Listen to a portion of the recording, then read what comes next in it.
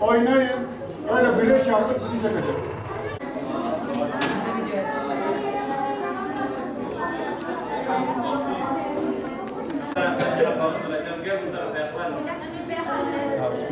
Yani Allah lafzından önce eğer ince ise önceki hareket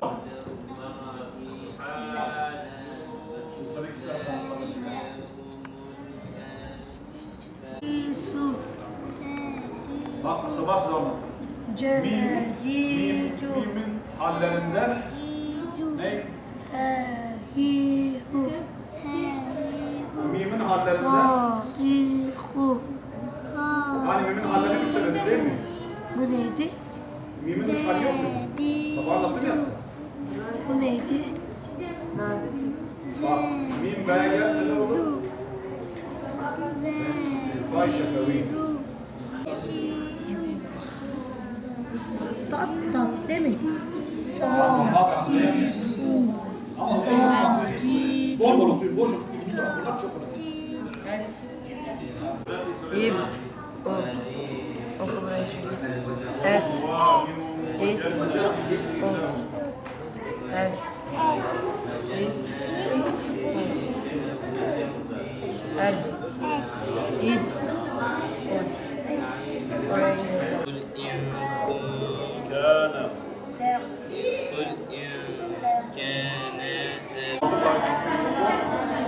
Ses çıksın sen.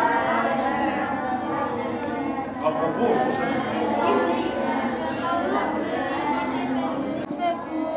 اتخذوا أحبارهم ورهبانهم أربابا من دون الله والمسيح ابن مريم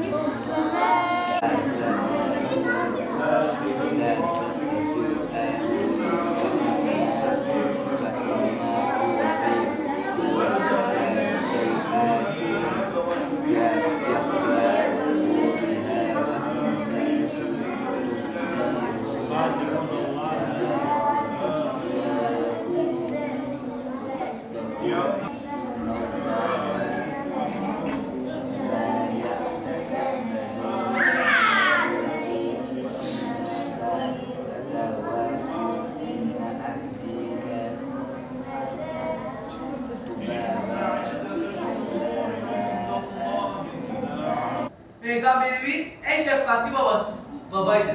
Sevgili Peygamberimiz çocuklarına karşı çok şefkatli bir babaydı. Evde daima güler yüzle, sabırlı ve hoşgörüyle hareket eder. Aile içinde bir karar alınacağı zaman çocuklarına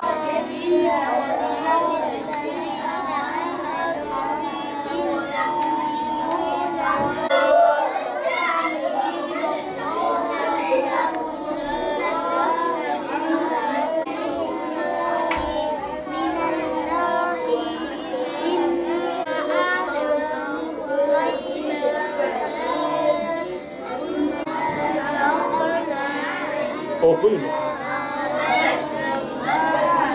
Şimdi 1,5 ay oldu. Bu sene 3 ay değil de 2 aydır eğitim dönemi. Bu 2 ay içerisinde bize 140 kişilik bir öğrenci grubu geldi. Çünkü kızlarla erkeklerdir. Biz burada 4 tane eğitmeniz. Ama elhamdülillah hakikaten verimli geçti. Çocuklar günde 2 ders Kur'an-ı Kerim öğreniyorlar. Bir derste akaid, ilmihal, tecvid ve siyer-i nebi öğreniyorlar. Bu 4 dersi öğreniyorlar. Elhamdülillah çocukları sınava götürdük. Onlar da yani bizim bu camimizden 86 alan 2 tane öğrencimiz vardı. Burada da derece girdiler. Biz onlara ödüller verdik. Bunun haricinde haftada en az 2 sefer dondurma, meyve suyu, kek takdim ettik. Çocuklar seviniyorlar. Teneffüsleri oluyor, teneffüslerde oynuyorlar. Biz onları halı sahaya götürdük. Halı sahada top oynadılar. Ondan sonra önümüzdeki hafta da onları teras kafe götüreceğiz inşallah. Orada da bir kahvaltı yapmak üzere inşallah kursumuzu sonlandıracağız.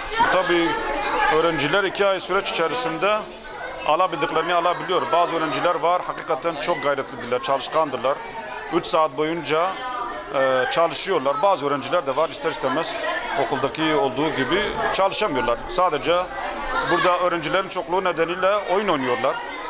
bir mesafe kat etmediler ama elhamdülillah bizimkiler 6-7 kişi en az Kur'an-ı Kerim'e geçtiler. Elif Ba'dan Kur'an-ı Kerim'e geçtiler. Tabi dini eğitimi de aldılar. Sınav yaptık. O sınava göre çoğu öğrencilerimiz iyi puan aldılar. 70-80 civarında puan aldılar. Bu neyi gösteriyor? Demek ki eğitimlerini alabilen öğrenciler alabiliyorlar istedikleri vakit. Çocuklara kalmış, tabi hocalara da kalmış. Hocalar da eğer hakikaten bu çocukların üzerinde dursalar, yani zaman geçtirelim değil de güzel bir şekilde bu çocukları değerlendirseler 2 ay az bir süre değildir. Güzel bir şeyler öğrenilebilir. Sadece bu 2 ay zaten çocuklar ister istemez okul hayatı boyunca 8 aylık bir maratonda bu çocuklar yoruluyorlar. Tabii eğer camiye geldikleri vakit biz camide onlara şefkatli, merhametli davranmasak o çocuklar kaçacaklar. Ama elhamdülillah bizim çocuklar kaçmadılar. Devam ediyorlar ve bu süreç sadece yaz döneminde veya okul döneminde değil de hayat boyu devam etmelidir. Bu çocuklar en azından burada öğrendiklerini evde veya daha sonra da cami imamlarına gelerek bu okumalarını pekiştirmelidirler. Sadece okuma değil tabii. Hani biz dedik ahlakı öğreniyorlar. Siyer-i Resulullah Aleyhisselatü Vesselam'ın hayatını öğreniyorlar. Kur'an-ı Kerim'i okurken tecvidi Kur'an'ın nasıl güzel okunması için biz onlar için bu broşürleri aldık filan. O eğitimi daha güzel oluyor. Çünkü çocuklar üzerinde kalıcı oluyor. Sadece 2 aylık bir eğitimde değil de anne babalar özellikle biz bunu Cuma günü vaazlarda da vaazlarımızda bahsettik ki aile ve imam veya aileyle öğretmenler iletişim içinde olmalıdırlar ki bu çocukları geleceğe hazırlamalıdırlar. Onun için çocuklarımız bizim geleceğimizdir. Eğer onlara sahip çıkmazsak başkaları sahip çıkacak. Bu yönden çocuklarımız bizim için çok değerlidir. Yarın geleceği onların ellerindedir. Bu çocuklar mutlaka sahiplenmelidir. Onlara şefkatli, eskiden belki bazen dövme olayları falan oluyordu ama şu an mutlaka sevgi ve şefkat çerçevesi içerisinde Resulullah'ın çocuklara yaklaşımı nasıl değilse bizim imamların da bu çocuklara çok şefkatli davranmamız gerekir. Çocuktur. Bu çocuk kısmı onların üzerindedir. Yaramazlık da yapacaklar, kavga da yapacaklar. Ama her halükarda bizim onlara hoşgörülü davranmamız gerektir. Çünkü onlar çocuktur ki Resulullah Aleyhisselatü Vesselam hutbe okurken bile, namaz kılarken bile çocukları onun yanına gelirlerdi ve Resulullah Aleyhisselatü Vesselam onlarla oynardı. Veya bir şey onlara demezdi, onları kırmazdı. Onun için mutlaka çocukların gönüllerini kazanmamız gerekir ki yarın geleceğimizin bu güzide evlatlarına sahip çıkmamız gerekir. Camiye geliyoruz. Camimiz çok güzel. Hocalarımız çok iyi öğretiyorlar. Dinimizi öğreniyorum diye bir kitap var. O kitaptan bütün her şeyi öğretiyorlar. 2 hocamız da bize tecvid kurallarını öğretiyor. Tecvidi öğreniyoruz. Tecvidde okumayı öğreniyoruz. Bütün arkadaşlarımız hemen hemen herkes Kur'an'a geçti. Bir haftada 7-8 kişi Kur'an'a geçiyor. Aktiviteler gerçekleştiriyoruz. Hocalarımız bize dondurma alıyor, yiyecekler alıyor, bizi gezmelere götürüyorlar. Kur'an ahlakında Kur'an'ı bir insan gerçek yaşamak istiyorsa Peygamberimiz yaşamıştı Kur'an'ı, Peygamberimiz yaşayan bir Kur'an'dı. Kısacası bize Kur'an'ı öğrenmek isteyen okuması gerekir. Güzelce okursa Kur'an'ı her şeyini öğrenebilir. Kur'an'ı güzel okumak için de camiye gelmeleri gerektiğini düşünüyorum. Kur'an'a işte 5 sayfam kaldı. Kur'an da işte bitti. Kur'an içinde namaz kılmayı, abdest almayı. Adım Muhammed Sabri, soyadım Çiçek. Her gün ders atlıyoruz. Kur'an'a geçmeye az kaldı. Yani iyi Allah'a iman etmeyi öğreniyoruz burada. İyi şeyler öğreniyoruz. Kur'an dışında öncelikle Allah'a iman etmeyi, namazı, abdest almayı, dua etmeyi, bunun gibi birçok şeyi öğrendik. Bence iyi bir şey. Küçükler büyümeye hazırlanıyor, yani büyüyünce namaz kılmaya alışıyoruz burada, abdest almaya, yani bu alışkanlıkların devam etmesini sağlıyoruz. Kur'an-ı Kerim okumak çok güzel bir duygu, yani herkese tavsiye ederim. Kur'an ahlakı, Kur'an'a saygılı olmayı öğrendik, hoşgörülü okumayı, herkese öğretmeyi, bunları öğrendik. Dini kitabımızı, yani İslam'ı öğrendik, ne olduğunu öğrendik, Peygamberimizin hayatını öğrendik. Çok güzel bir şey okumak, yani öğrenmek, yani sevap da kazanıyoruz. Bu yüzden. Kur'an-ı Kerim'i daha güzel okumayı öğrendik. Tecvid kurallarını özellikle öğrendik. Peygamberimizin hayatını, Kur'an'la ilgili kuralları, okumakla ilgili kuralları öğrendik. Peygamberimiz hakkında aklıma geliyor Kur'an ahlakı deyince. Bir de Kur'an'daki o güzel davranışlar aklıma geliyor. Burada çok mutluyum. Allah'ın dinini öğreniyoruz. Hocalarımız sayesinde dinimizi, Kur'an'ı güzel okumayı öğreniyoruz. Onlara çok teşekkür ediyorum. Kur'an kursuna geldik, Kur'an'ımızı geliştirdik, tecvid öğrendik.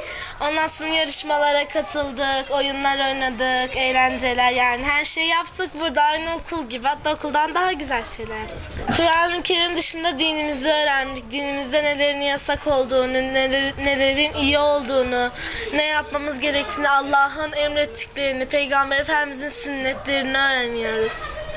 Okul zamanı da devam etmeli. Zaten biz yani İmam Hatip'e gidiyoruz. Orada da öğreniyoruz. Kur'an-ı Kerim, din dersleri falan da var. Orada da işliyoruz. Yazın da işliyoruz. Kur'an ahlakı deyince Allah'ın bize emrettikleri aklıma geliyor. Peygamber Efendimizin bize bıraktığı şeyler, sünnetleri, hadisler aklıma geliyor. Edep davranışlar olarak mesela annemize babamıza öf bile dememeliyiz. Büyüklerimize saygılı olmalıyız. Ondan sonra onların sözünü kesmemeliyiz ve benzeri şeyler. Kur'an kursuna geldim. Neden ki? Çünkü burada tecvid, peygamberlerimizin hayatı ve benzeri şeyleri öğrenmeye geldim. Bir tek yani okulda öğrendiğimiz şeyler değil, yani burada da öğrendiğimiz şeyler bizim için çok önemli. Dinimiz, ahlakımızı öğrenmemiz lazım. Bunun için biz mecbur bunu yani geliyoruz. Ben burada bir tek Kur'an-ı Kerim'i değil, peygamberlerimizin hayatını ve benzeri şeyleri öğrenmeye geldim. Allah'ın yasakladığı şeyleri ya da istediği şeyleri uygulamaya geldim. Onun istediği şeyler için ben bu Kur'an kursuna geliyorum ve gelmeye de devam edeceğim. Yani bunun için herkes gelmesi lazım ve tavsiye de ediyorum.